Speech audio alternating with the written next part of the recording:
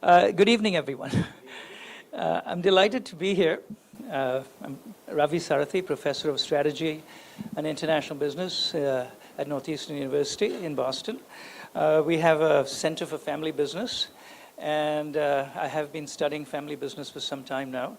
And of course, as John just said a little while ago, family businesses are much more common in markets like India, in China, across the Far East, in Latin America, and so on.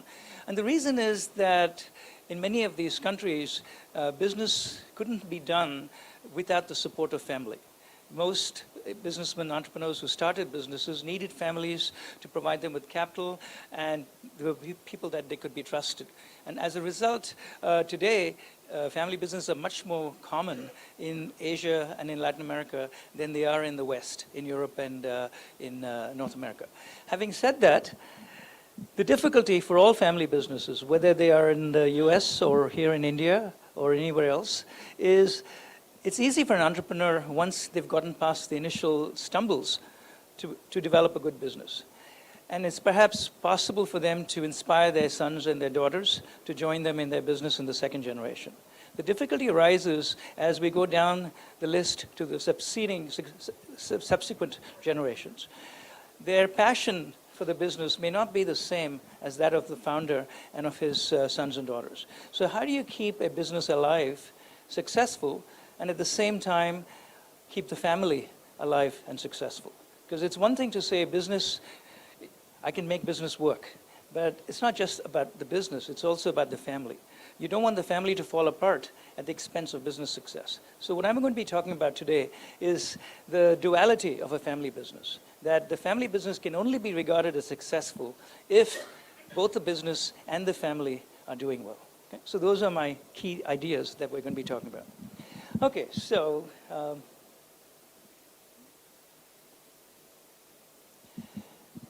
I guess the first question to ask is, what do we mean when we say family business? And clearly, there's a concept of ownership, that the family has sufficient ownership of the business to say, this is my business. There's also the fact that the family wants to run the business, so that the family managers, members of the family, are actually running the business as top management. And then there's a third idea, which is, I think, really fundamental, which is the inspiration behind the initial creation of a family business. That someday this business will be passed on to my heirs, and they in turn will nurture and grow the business and continue to pass it on to subsequent generations. So that there's an idea of creating a legacy, a family legacy. And finally, family businesses are not only about money. Most family businesses have a sense of purpose. They have a vision of what they would like the family to represent in society, and also the kind of company they create and the impact that that company would have on society, on employees, on consumers who buy their products, on the government, and on society at large. So it's really important to understand that a good family business for the long run has to be built both around family values as well as around the long-term goals that the business has for the family. So we begin with the fact that a good family business has to have values and a sense of mission. What is it that we're here for as a business? Is it simply to make money? Or are there some other reasons why we strive so hard? And to some extent, I think all successful family businesses do have some spiritual values underlying their efforts. By spiritual, I don't necessarily mean religious. You can be a Hindu, you can be a Muslim, you can be a Protestant, etc. But what is more important is the idea that the family is here to make things better for the family and for others around them. And so that, in that sense, long-lasting family businesses do have, to some extent, very strong spiritual values underlying why and how the families run. Of course, they worry about the long term, because you cannot think about next generation and the third generation unless you adopt a perspective that is several decades ahead. So very few family businesses worry about short-term results, about profits tomorrow, profits in the next year. Of course, you need cash flow in order to pay debt and not go bankrupt. But as long as the business can continue to stay alive, it's really the long term that matters for most family businesses. And then comes the idea of commitment on the part of the family, because we're talking about multiple generations. So as I said, the founder is clearly very passionate about the business. They have developed and founded the business. There's no question that they want the business to succeed. But what about the subsequent generations? There's a very important question, and that is, how committed are they to making the family successful? Are they caring about the family? Are family bonds strong? Or is the family beginning to disperse? Because sometimes wealth can create a certain amount of carelessness and selfishness, and it is possible for individuals in a successful family to stop worrying about the family and instead start thinking more about their own needs and how to use the wealth that has been essentially accumulated and handed down to them to satisfy their own desires. And so in that sense, continuing commitment to keeping the family strong, successful, is part of what makes a successful family. And then finally, of course, family businesses are lucky because it's a small number of people who make major decisions. And so they can be very quick, agile, and flexible in grasping opportunity and in deciding to change the direction of the business. Whereas publicly held, publicly listed companies with a board of directors and many shareholders need to be much more deliberate in how they approach decision making. And as a result, sometimes family businesses can be much more successful in being agile and making decisions that really have short-term pain and long-term gain. Oh, I've gone too fast. Got it there? Now, the word family business, there's two words there. One is family and the other is business. And I think there's a danger of what comes first. Do you run the business as successfully as you can? Or do you run the business so that the family is successful and the family benefits the most? And the true answer is that the business must be run for the benefit of all stakeholders. In other words, for the shareholders, who may be family members, of course, but also for the employees, for the customers, and for other people who benefit and who are influenced, who are affected by the family. But at the same time, the family has to be run for the benefit of all family members, which means the family has to be thinking about not only those who work in the business, but also other family members who are not part of the business in the sense of management, or perhaps even ownership, and are still part of the family. So that it's not only thinking about members of the family who are in the business and who own the company, but the larger family.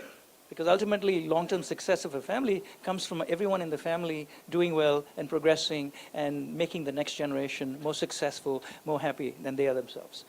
And that's really what building a dynasty means. Ensuring the success of the extended family as much as ensuring the success of the business over the long run. And now what that means is sometimes there's conflicts.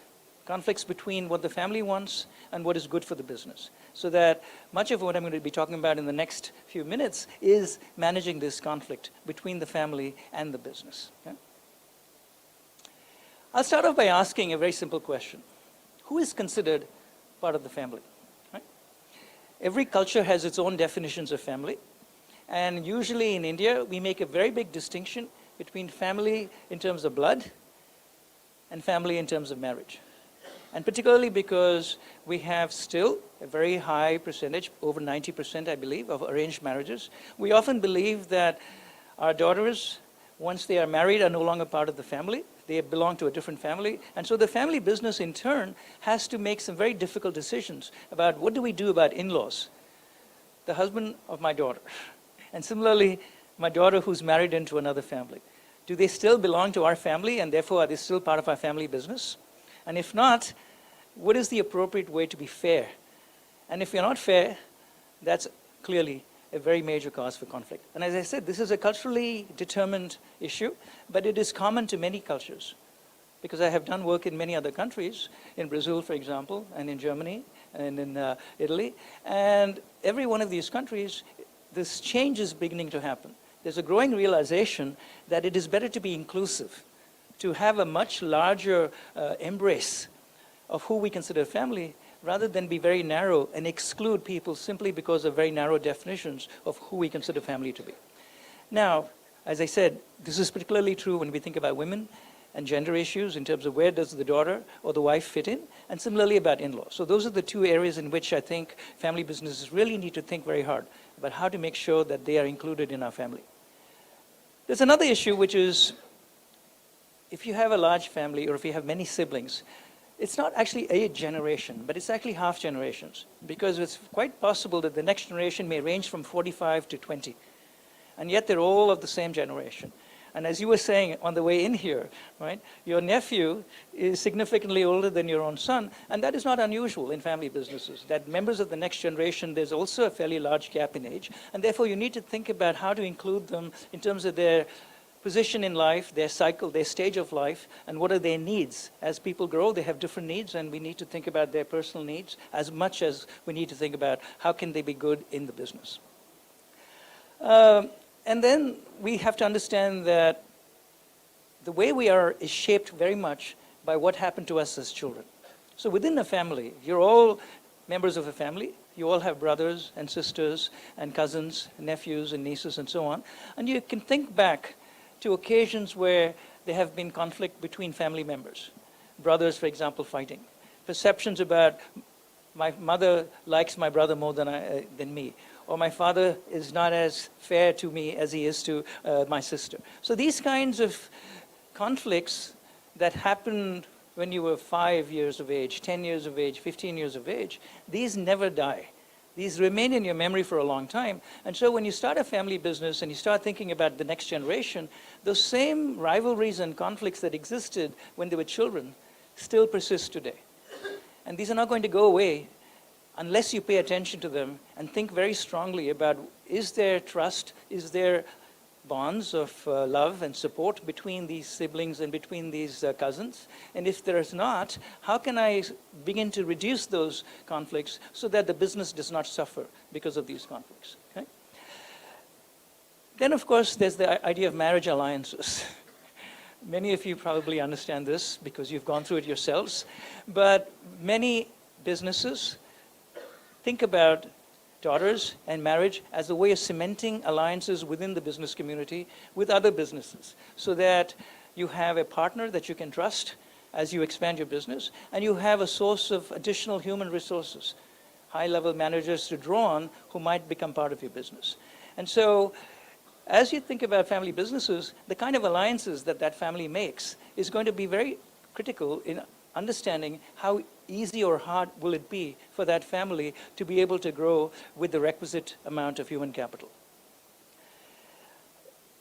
And then I mentioned, how do you keep the family together? Particularly as you go down the generations and you have more siblings and more children, so that a family, a nuclear family that might be just two individuals and 2 or 3 children, by the time you get to the 3rd or 4th generation, there might be 50 individuals who are all part of the large family.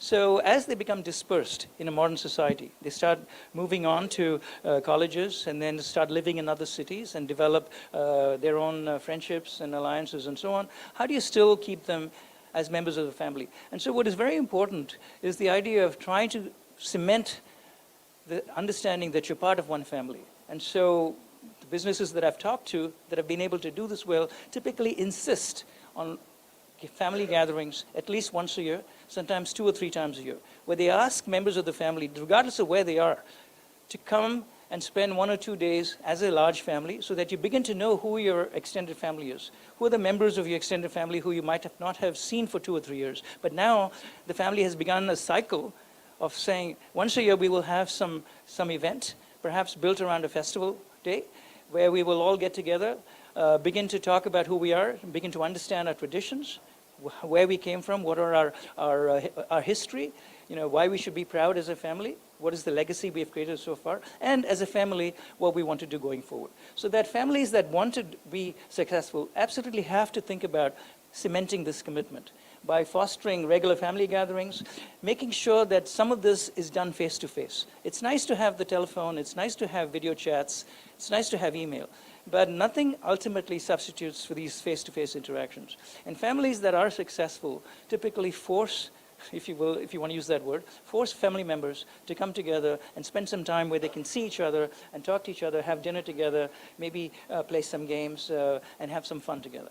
Because that is a way to stop stereotyping others and begin to get over past resentments and begin to see people as having some positive qualities that you can begin to admire and therefore become partners with, in terms of the business. Okay? And similarly, communication. Families often become angry with one another because they don't get information about what is going on. So there's a feeling that I'm not as important, people don't tell me what is going on, there are secrets that are hidden from me. And so communication is one way to reduce these kinds of resentments. So the communication can again be done in various manners, but one of them is simply this face-to-face interaction where you talk and you begin to understand and hear the truth, hear the facts.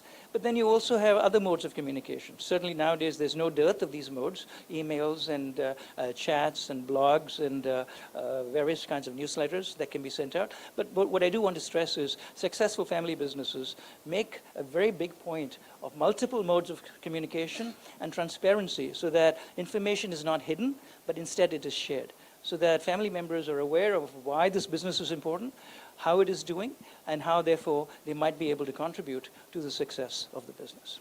Yeah. Conflict. I don't know of a family business that does not have conflict. And the first thing to do is say, yes, there is conflict, face and admit the conflict. Because if you don't admit the conflict, it'll get worse.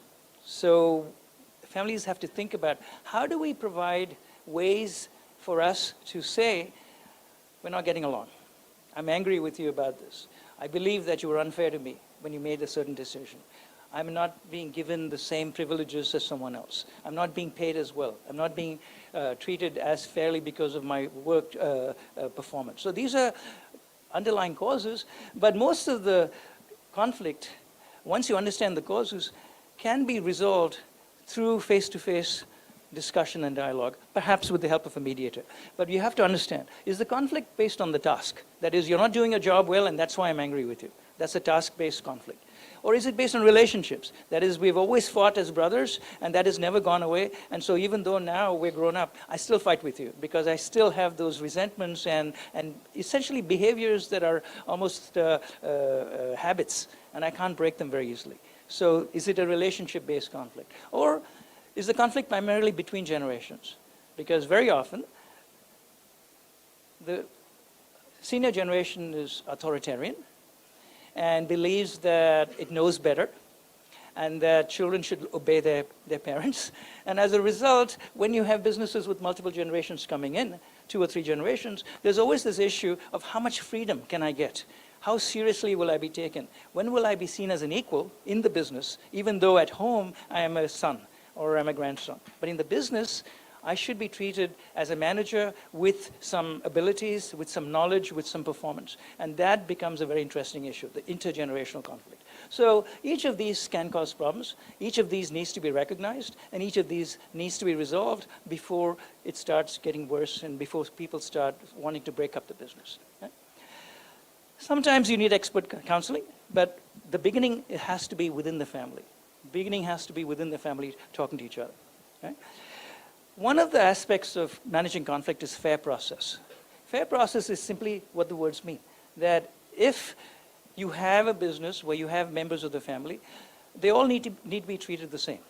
But I don't mean need to be given the same rewards, but much more the same approach to judging their performance, the same opportunities in terms of training and learning and promotions, so that at the end of the day, if there are differences in how they're perceived, it's because of performance. It's not because of preconceived notions about who is who. So that's what I mean by fair process, right? And then finally, and this is a very interesting point, every family needs a champion in every generation. You need someone who's within that generation who says, I'm the leader, and I have moral authority, and the other members of the family, especially my generation, respect me. And I can act, therefore, as a trusted mediator when there's a conflict. I'm sufficiently respected. But if that family doesn't have that kind of champion in every generation, it becomes much harder for that family to stay together and to not fall apart because of these conflicts. Right? And so in a sense, that champion is the change agent for the family to continue into the next generation. Now, just because you have a family business doesn't mean you automatically can assume that members of the family are ready to join the business. So you have to ask yourself, how do you prepare family members to become part of the business? And so we use the word grooming. Right? Clearly, as a child, as a teenager, you learn about the family business simply by being around members of the family who are in the business. Right? You talk about the business at the dinner table. On the weekends, you may be asked to come and help at the warehouse with the inventory. You may be asked to come and help at a sales event in the city. You may be privy to some new products that are being tested, perhaps amongst friends and neighbors in the marketplace. So that socialization is an interesting first step in becoming aware that, yes, we have a family business, and it is something that is very important to my family, and it is something to be proud of, and it's maybe something that I should be part of someday. Okay? So then comes the education and the training and the internships, which are necessary in order to prepare your family members, but also outside experiences. Because in a family, it's easy to say, well, you know, this is my father, and therefore, obviously, I'm going to be asked to work in the company. But if you leave your family and go to work for an outside company, there you no longer have that privileged status. And so there you'll be judged much more on who you are as a person in terms of your performance. And you won't be given allowances for not doing as well as somebody else. And so, in my view, part of the grooming of a family member for becoming part of the business is to force them to go work somewhere else for 2, 3, 5 years, so that when they come back, they have proven that they can work with managers who may be critical, who may be difficult to work for. They've proven that they can be successful in an environment where they don't have special support and a leg up, an advantage. And so when they come back, they're also much more aware of how perhaps fortunate they are to be able to join their family business. And I think that's a very important part of this grooming. There's also the question of interest, because there's so many opportunities these days. You know, IT, for example, right? Many young boys and girls go off and study technology, study computer science, study biotech, and there are many opportunities in the greater world. And they may say, you know, Appa, your business is interesting, but it's not my passion. I'd much rather go and do a PhD in biochemistry and join a startup that tries to, you know, come up with new gene therapy-based cancer cures. That's my passion.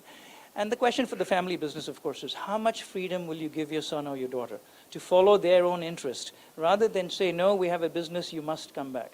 And I think the kiss of death for a family business is forcing your children, your brothers, your nephews and nieces, your uncles to join the business if they don't have an engagement with the business, if they're not passionate about the business. Okay? So I think that's interesting to keep in mind. Don't force them to come in if they have no interest in the business. You know. Then comes, you know, how do they rise? How do they become upper management? And the answer is, show me. Show me that you're capable. Show me that you have performed. Do as well or better than the others in the company. Otherwise, you don't deserve to be the manager, the top manager, just because you're my son or just because you're my nephew. You have to prove that you deserve that. And the reason I say that is family businesses can suffer if you have incompetent people at the top.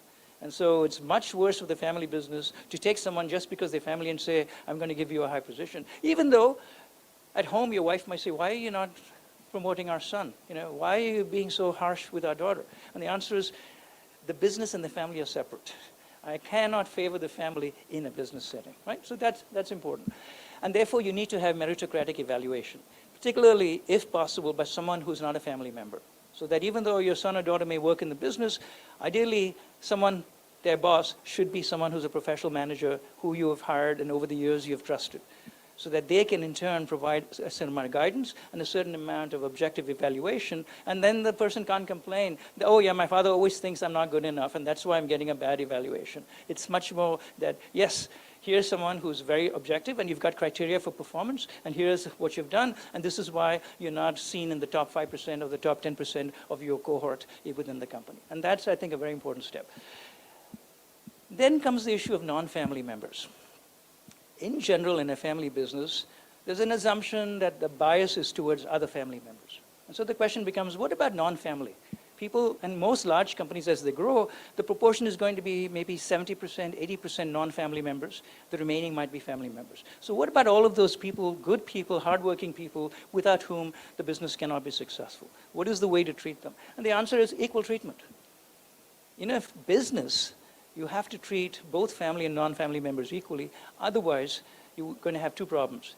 You'll be promoting less competent family members, and your competent professionals will start leaving, which is a tremendous loss to the business. So there's no question that as long as you want to run a family business, keep the family and the business separate, and make sure that you focus on equal treatment of both family and non-family members.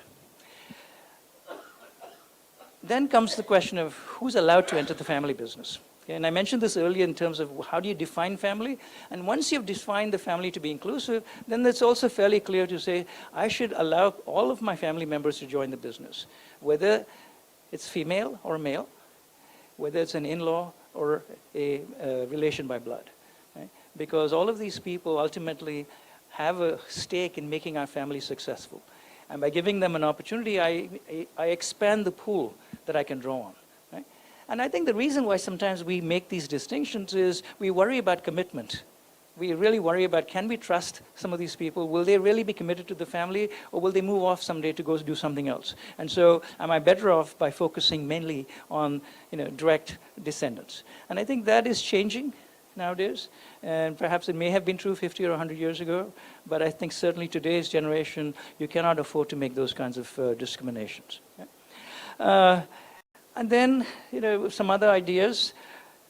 You have boards. Most family businesses have boards, and one of the ways in which to bring along family members is to give them non-voting positions on the board. And the reason is that is a window into the company. And if you truly want to promote a family member to a very high-level position, there's nothing better than to give them, provided they have achieved a certain level of performance, to give them non-voting positions so that they can't actually influence the outcome of the decision, but they're constantly learning by listening and observing and being part of the discussion. And so they become much more aware and build a base of knowledge that could then be very useful to them when they ultimately are chosen to become upper management. Succession planning. This is a very tricky portion of a family business. And it begins with the willingness to consider a successor. Right? It's very simple. We have built the business. This is our passion. This is our livelihood. This is our life. And suddenly we're being told or being asked, you should really step down and go do something else and let someone else take over. Right? So in a sense, you're saying, I have to give up my life. And that is not an easy thing to do. And secondly, what am I going to do if I'm asked to give up this very important part of my life? There's going to be a big hole, a hole in my heart and a hole in my day. What do I do with that time? So that's why this is such a fraught decision, because the person who's in charge doesn't know if the successor is going to be as capable as they are, and is also unwilling to give up the power, the engagement, the activity levels that they're currently part of. And they worry about, ultimately, what's going to happen to me? Will I no longer be important? Will I no longer be respected? And will I have much purpose in life if I no longer run the company? And so that is the reason why succession is so hard. Now, when should this begin? There is no definite date, but I think the earlier the better, because it takes a long while to identify the best family members who would be able to succeed you. If you wait too long, there's not enough time to start evaluating those people who might become the best successors to you. That's one part of it. And the other part of it is, it takes time to groom someone to reach the kind of position you currently enjoy. So it's not something that can happen in 1 or 2 years. It's a decade-long, perhaps 15, 20-year cycle. So you need to be thinking about all of the ways in which I can provide some tests of the prince, to show me that you should be the Maharaj someday. Right? So if you don't have these tests and you don't fulfill them successfully over a long span of time, how do I know that you are really going to be the next king? So in that sense, you need to provide a lot of time. Right? You should ask them to be independent, to try to show that they have new ideas, new ways of running parts of the business, of taking the business in a new direction. So you want some independent thinking. You don't want to be the kind of company where everyone below you has to get your permission and cannot do anything without your approval. So you need to provide some room for independence, right? And then there's another issue, which is in many cultures, the oldest is the most important, age and seniority, including our culture here. And so what happens when you have 3 or 4 boys and girls, sons and daughters, and it's not the oldest who's the best? How do you then balance age and seniority versus merit? And so that has to be resolved through the way in which the culture of the family is developed. If the culture of the family is one where there's always the idea that maryada must be given to the eldest, then yes, it's not going to change very easily. But by the same token, then you might find that you create much more difficulties for yourself as a company later on. So that is something to be resolved. And then board approval. It is best to have these kinds of succession decisions approved by the entire board, and not just by the founder or the chief family member. Because the board has a function of being more objective than the family member. And if you have boards, particularly with independent outside advisors, then you're much more likely to get objective assessments of the various candidates and much more objective ability to provide each of them with assignments where they can prove their worth, and much more greater ability to rank them over time and say, this is the person who I really think is going to stand out and therefore is likely to be the best successor. And so I think it's not going to be, or shouldn't be, an individual decision, but it should be much more based on members of a board who have been chosen, of course, with some level of care, both family members and non-family members. And in terms of the transition from founder to successor, as I said, this is a multi-phase transition. So typically you want to take several years with initially very close supervision, followed later on by slightly more freedom, and then finally complete, yes, go and do what you want, we'll just support you and watch you from a distance, right? And as I said, the shadow of the founder is immense. So part of the succession plan is to find something to do for the person being replaced. They need to also have an assignment that is suitable to their knowledge base and to their abilities, but at the same time one that doesn't make them feel that they're superfluous. It still makes them feel that they're important and have a lot to contribute to the business. And what about those who get passed over? Because the whole idea of succession is only, one person is going to become the next CEO. Only one or two or three people are going to be the chief marketing officer, operations officer, etc. So what happens to members of the family who are in the business, who are, for whatever reason, after a meritocratic process, long-term process, judged to not necessarily be ready to be number one? Do they then leave the business? Or do you find ways in which to get them to still be loyal and support their members, their kin, who are now running the business? So I think that's part of the succession plan, thinking about who's going to be replaced and who doesn't get to be the successor. What are the ways in which you can still keep them happy, loyal, engaged, and contributing to the business? Ownership considerations. This can be a major source of problems in a family business, because ultimately a lot of wealth is involved. Okay? And so, how is ownership transferred across generations? There are all kinds of interesting tax issues and financial, and I'm not going to get into that. That's an area where experts are needed to advise the family. But there is no question that aside from those kinds of financial considerations, there's a consideration of power. That is, as ownership is transferred across generations, you're going to have different size stakes. Some people will have much larger shares, some people will have much fewer shares. And so these kinds of ownership differences then raise the question, are some members of the family more important? Because someone owns 6% of the company, someone owns 1% of the company. Does that therefore mean that the person who's got 6% has a bigger voice? And this is where I think difficulties come in. Ideally, if you separate the family from the business, within the family, you have a family council, and the family council meets regularly to talk about family needs, and there, every family member should have one vote, even if they have much larger ownership stakes. Why? Because within the family, everyone is equally important. And within the family, all members of the family should have a voice in being able to judge how to grow the business, what are the ways in which the family should contribute to the business and interact with the business, and be given roles within the business. So that, I think, is an important element. Try to separate the family's voice and create consensus within the family and create some sort of equality within the family, as opposed to running the company where there, yes, ownership matters, and there you have votes based on the size of your stake, and you vote through the voting meetings and the elections to the board, etc. And there the ownership stakes stand out. Okay? So then, of course, you have to think about estate planning and tax considerations. And then, what if there's not enough capital in the business? So then you begin to think about bringing in outside capital. And then, of course, you're diluting the ownership of the company, of the family business.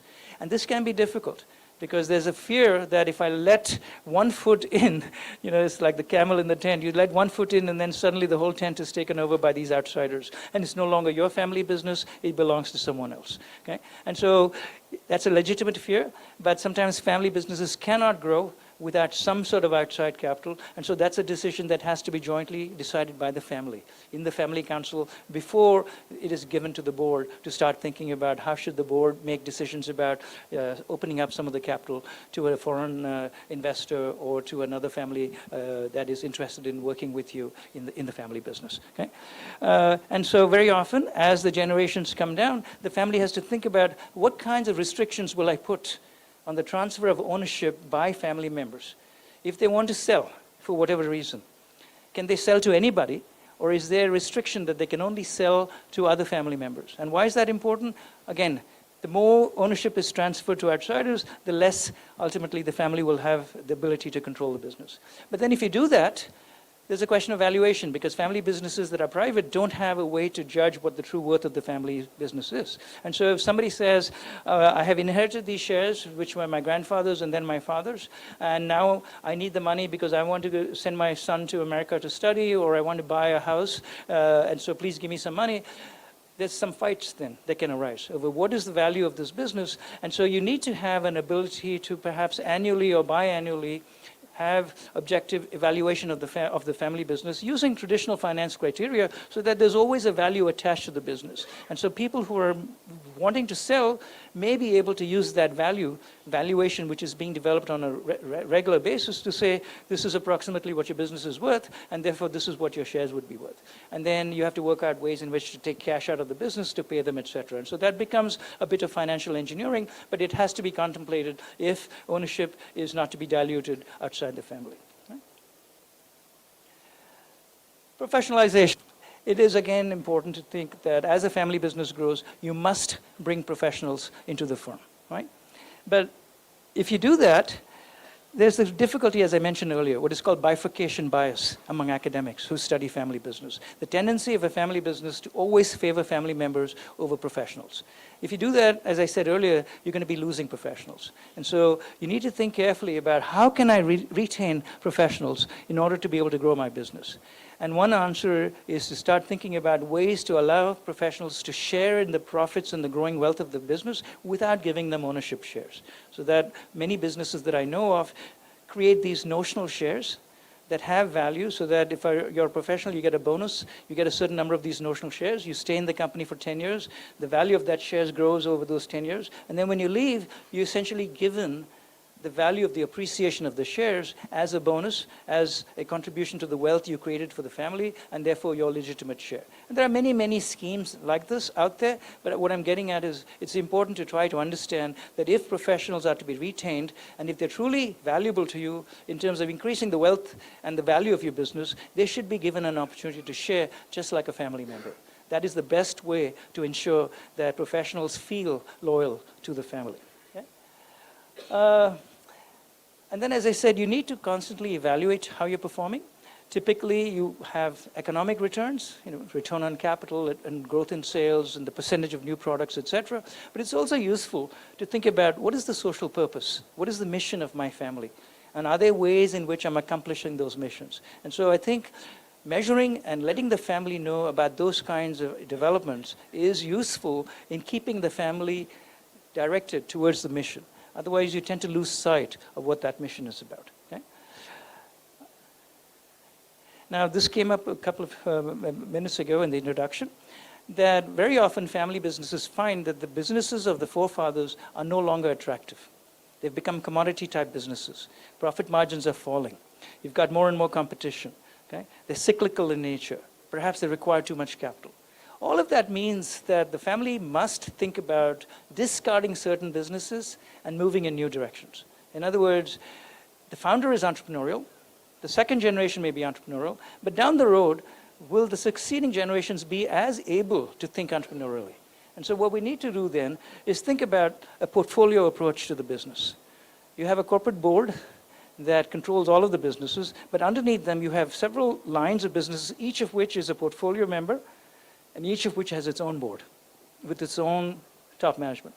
By doing it that way, the corporate board can sit and evaluate how the portfolio is performing and think about which lines of business within the portfolio might be good candidates for divestment. And what this does is separate the family's interest in the business as a whole from running the business strategically. which is essentially saying certain businesses are no longer worth keeping within the family. The difficulty, of course, arises with what are called heritage assets. These are the transformational initial investments that the family made maybe 3 generations, 4 generations ago. These have a lot of emotional component for the family. And it may not be easy for a family business to say, even though my great-grandfather started this business and this is what we initially grew our wealth from, it is no longer essential or relevant to our family. We need to get rid of this business. That can be very difficult. It's like giving up your ancestral land. It's like leaving your village and selling your ancestral home. And yet sometimes, for the long-term growth and legacy of the business, you have to be willing to be somewhat unemotional in these kinds of decisions, right? And another important aspect is acquisitions. I have found that some of the best family-run businesses make what are called transformational acquisitions, where they actually use some of the accumulated savings and wealth to go out into brand new businesses, which are judged to be of significant growth potential in the future, even though they have nothing to do with the family business today. And it's these kinds of transformational acquisitions which allow a family to renew itself strategically. But of course, that also means either you have to groom some of your family members to enter these new businesses or rely much more on professionals in order to be able to run these new businesses while you prepare in-house talent within the family to enter these businesses. Okay? One more thing, internationalization. It's very rare these days for companies to be successful without thinking internationally. And the difficulty for a family business is that you have to trust outsiders in another country, and you're likely to not have the kind of international capabilities within your family, both in terms of experience with that country, in terms of networks in that country, in terms of language capabilities, and in terms of capital. Because international business usually requires a certain amount of long-term commitment of capital in a relatively risky framework. Okay? And so what you find is that family businesses often have a hard time going international. And yet, it is probably necessary in order to be able to compete both against new companies coming into the US and against your own competitors who are going overseas and becoming successful. And so one of the interesting things we have found is that very often family businesses try to find foreign families who also have similar values. In other words, they are family businesses in other countries, and they deliberately try to find such companies with which to ally. Because by doing so, you're likely to share similar long-term thinking values, similar values about a broader social purpose, and the willingness to base more of your decisions on trust and commitment rather than pure dollars and cents economic returns today. Okay? So, we come to the last bit, which is family business governance. Okay? As I said earlier, most family businesses require 2 separate kinds of governance. One is the family council, which is primarily interested in safeguarding the interests of the family, and then the corporate boards, whose job is to run the company. And the family communicates with the corporate board through members of the family who are on the board with what are the needs of the family, what are the desires of the family, what does the family prefer that the company do. But then it's up to the corporate board to make the decision about whether they'll listen to the family or not. And this depends to a large extent on what is the relative domination of the corporate board by family members.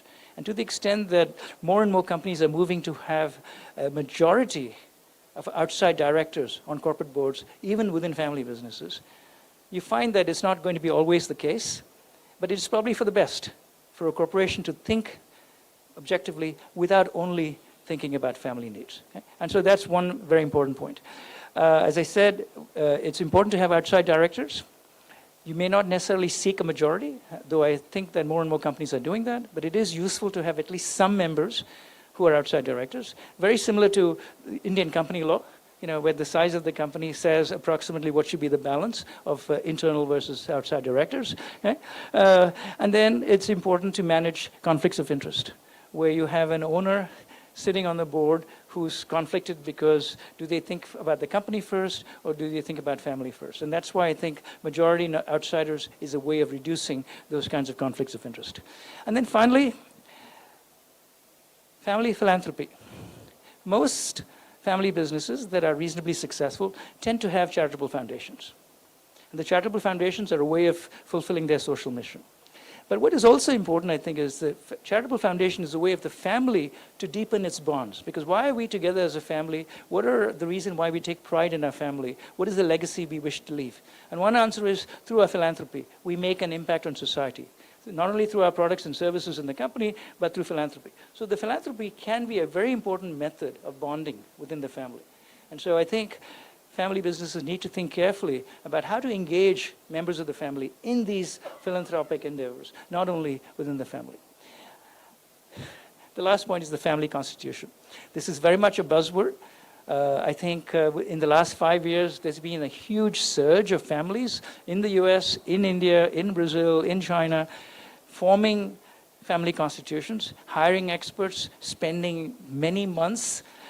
Thinking of, for example, the GMR group here in India. I think they took something like 7 years and brought in any number of outside consultants before they created a family constitution.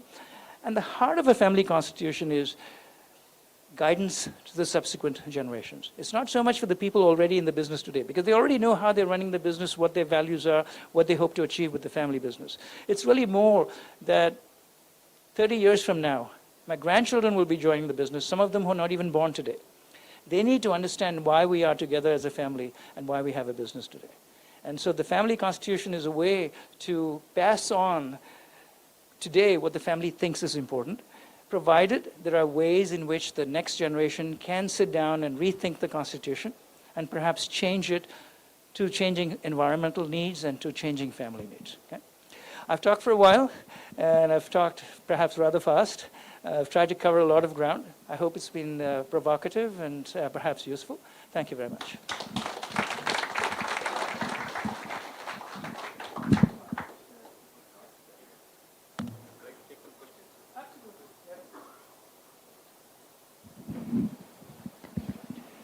Yes. Yeah. I have two questions basically. Yeah. One is a company like Infosys is founded by, we started with 7 founders. Their problem is succession planning, where do we go? There's a big question mark. Another is related to family business, they want to continue for generations. You see auto ancillaries. I don't think they last for another 1 or 2 generations. How is it handled in other countries? I think the statistics will show that perhaps less than 1 in 5 family businesses last beyond 2 generations. That is the reality. And many of the reasons are what I have been alluding to, that the family does not have the capabilities in the subsequent generations to run the business well. The family business does not change sufficiently to adapt to changing circumstances, and the family falls apart because of immense conflict within members of the family. So much of what I've been talking about is attempts to prevent those from happening. Now, a company like Infosys is in a very fast-changing technology space. And so there, it's almost entirely professionals that are needed to run the company. So when you use the word family business to represent a company like Infosys, it's really the ownership you're talking about. Because most of the management is not family, and much of the mission of the business is not determined by the family anymore. And so when I say right at the beginning, a family business is ownership, management, and long-term purpose, I don't think those 3 are present in a company like Infosys. Yeah. The problem with technology changes. There's some more technology coming. The current professional people are not seeing it and they've gone in a different direction. Yeah, I agree. Yes?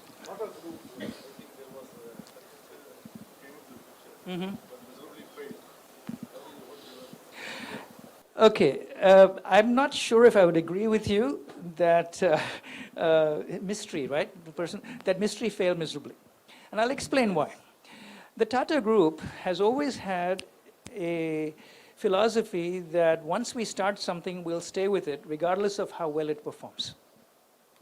And there's always enough profits being made in some portions of the business to subsidize underperforming businesses. And that's been always, I think, the truth of Tata, not the truth, the operating principle of Tata. When Mystery came along, and he's a distantly related member of the family, partly because Mr. Ratan Tata did not have direct issue. Yes. So when he came along, he felt that the Tata Group was underperforming significantly in global terms compared to other major conglomerates, and that perhaps the problem with Tata was that it was in too many businesses at once, many of which should not be part of Tata anymore. So Mystery came along and essentially wanted to use a portfolio approach, which I was just talking about, and push out a number of businesses. And unfortunately, Ratan Tata did not agree with that.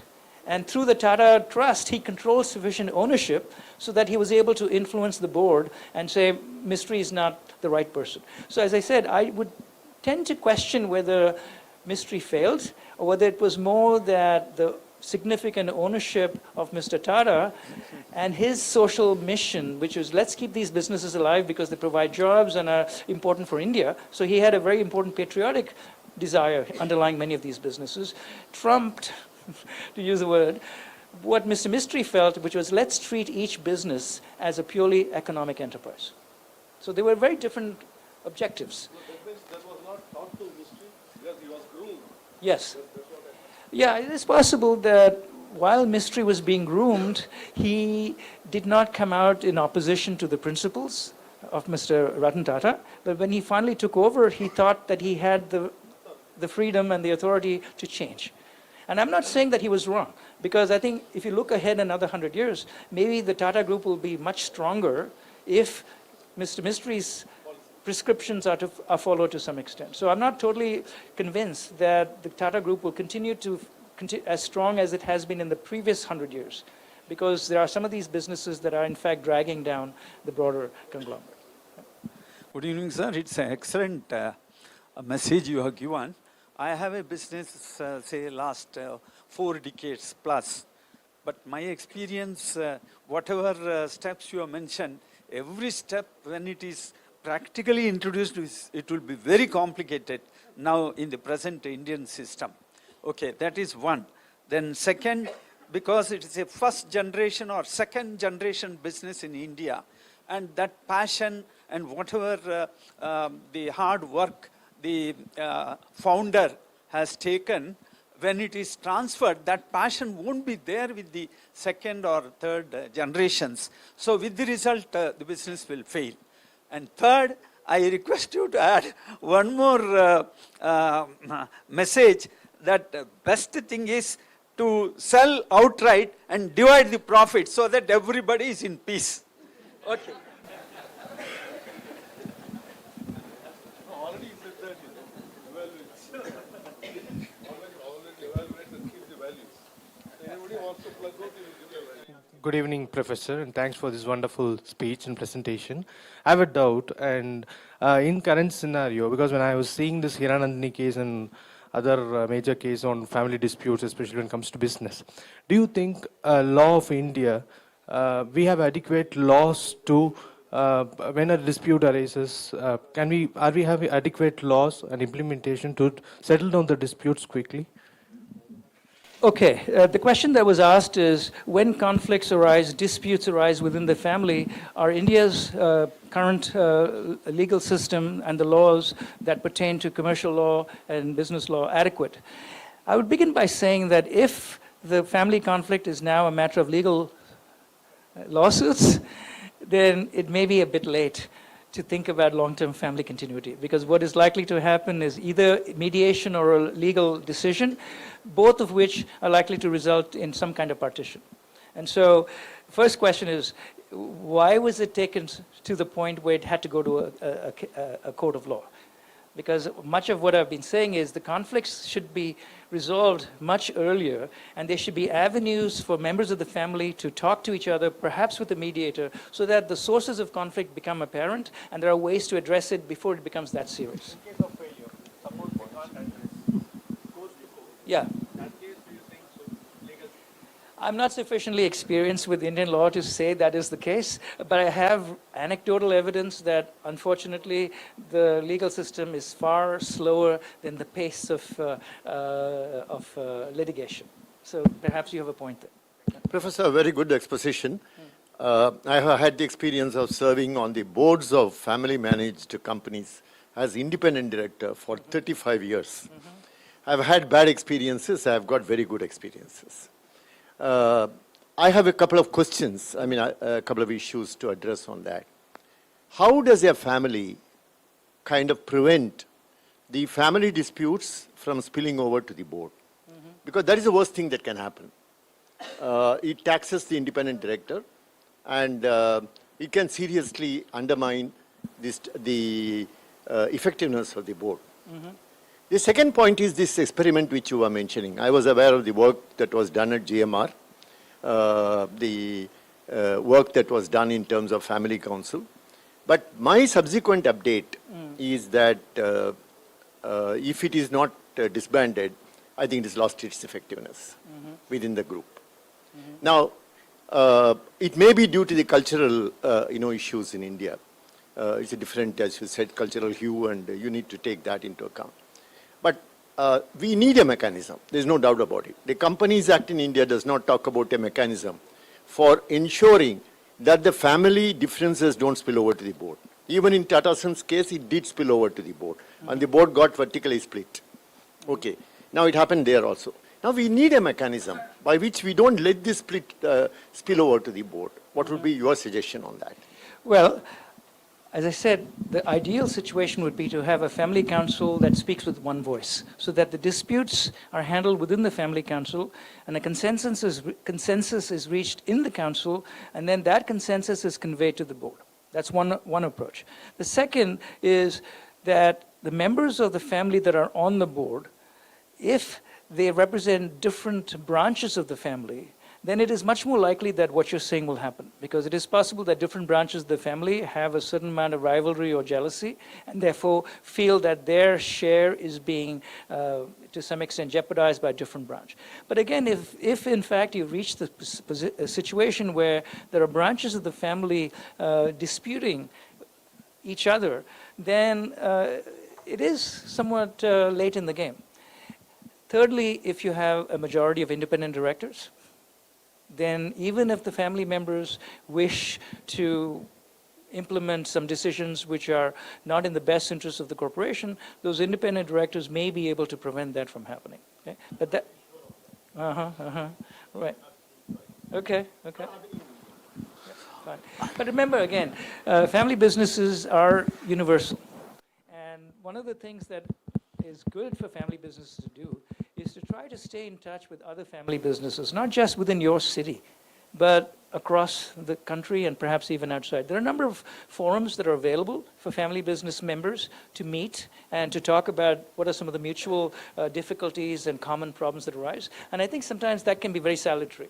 To go to another country, to sit there with businessmen who are family members from Germany and from France and from Brazil and from China, and realize that we all have to think about how to groom our sons and daughters. We all have to think about how to please professional directors, etc. So you begin to learn that the problems are not unique, and that there are solutions out there that have been implemented, and that perhaps even though they're from another culture, they could be of some value here.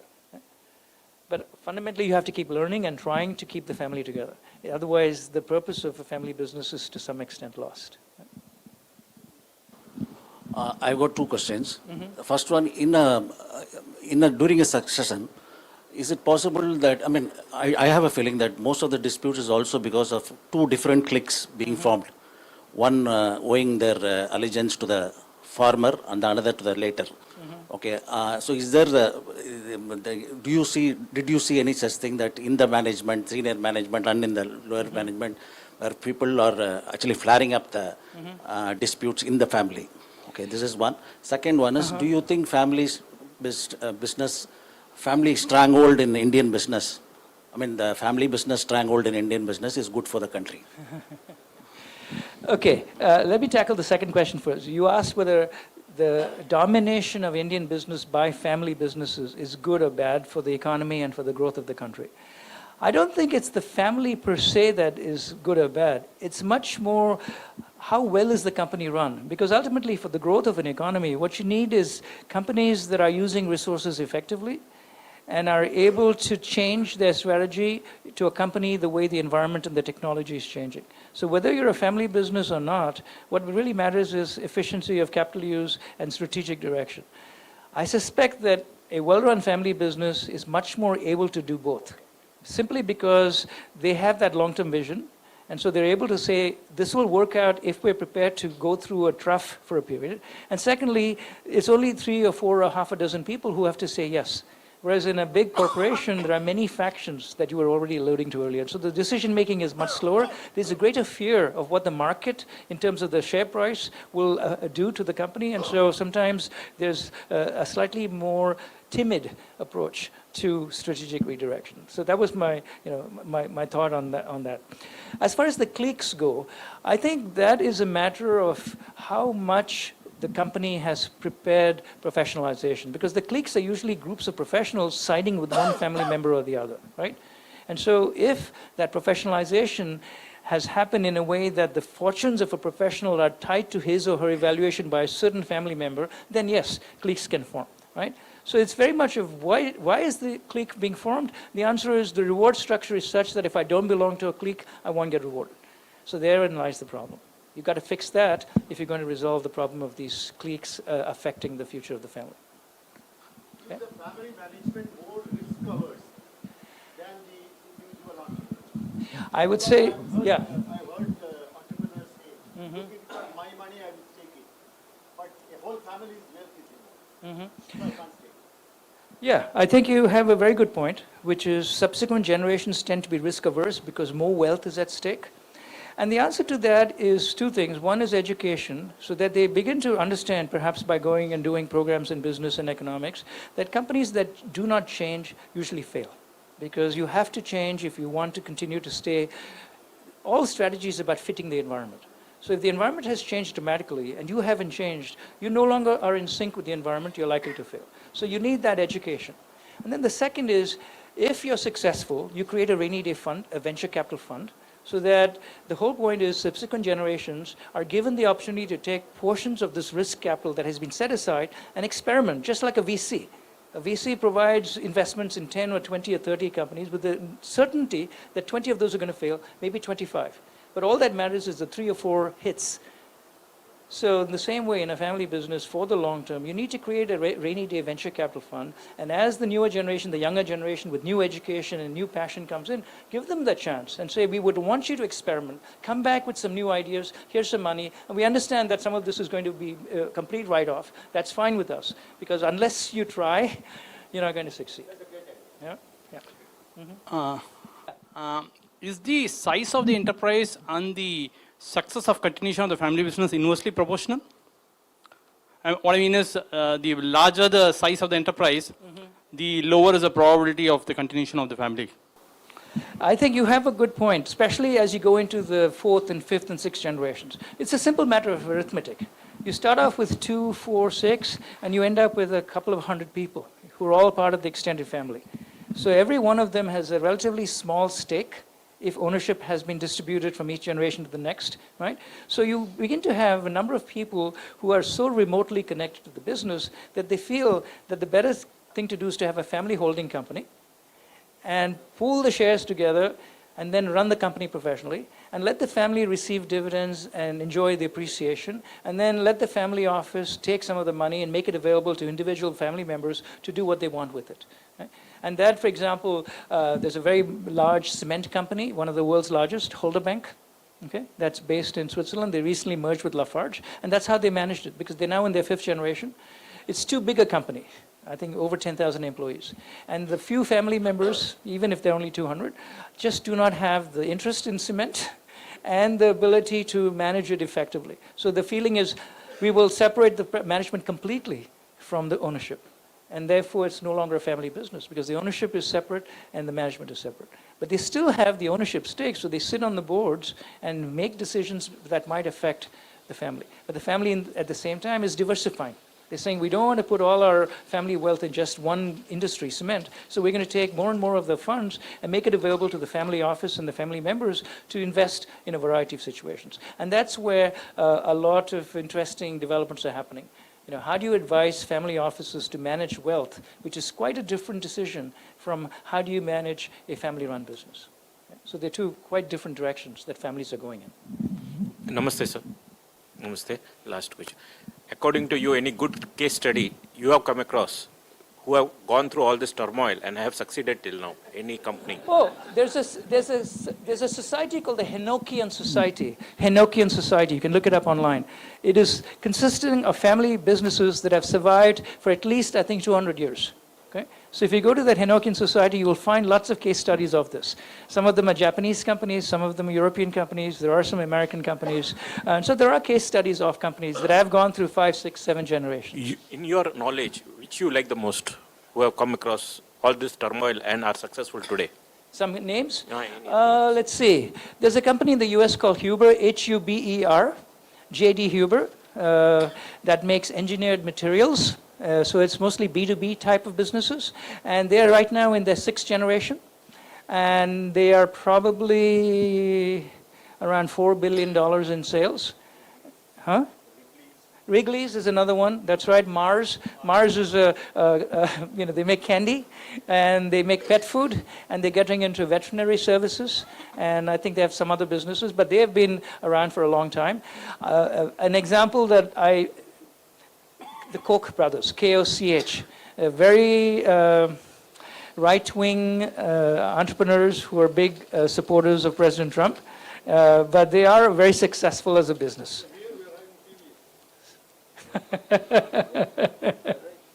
Yes, yeah. One second. Right. So when there is a big breakup in the family, either owner breaks between the members or husband and wife breaks, big organizations, or how these situations are, according to you, the best handled way actually?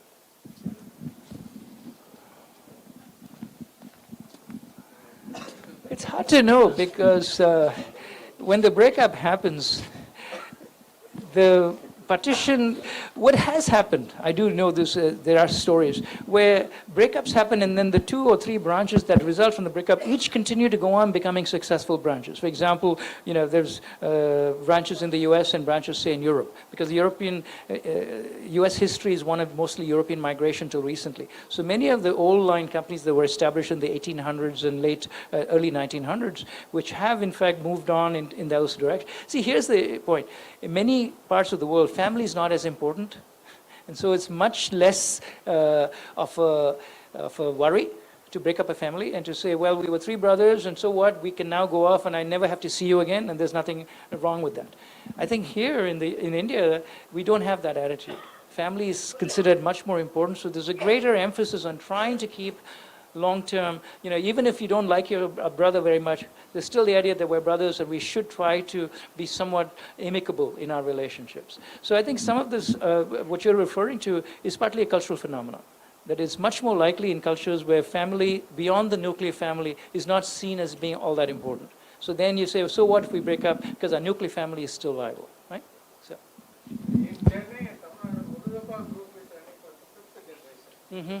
Yeah, right. Right.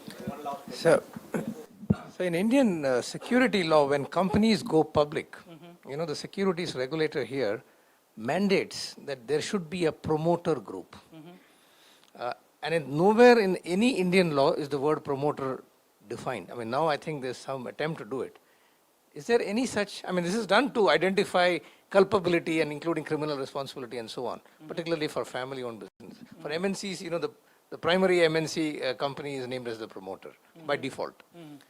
Is there any such thing that you see in the US law where the family is identified as a promoter, or and why do you think that the Indian situation requires or mandates a promoter group to be identified? It's a serious issue because every major public issue faces this. Well, I think it's almost the opposite question, which is even today, despite over 75 years of independence, capital markets are still not sufficiently deep and well developed that anybody who wants to start a company can immediately float it in a public sense. Most of the businesses today still rely extensively on sources of initial funding from within families. So that I think many companies that are ready to go public have had their roots in this so-called promoter group. So it's not surprising that when they go public, there's a question of who's behind this company. It's almost like a brand.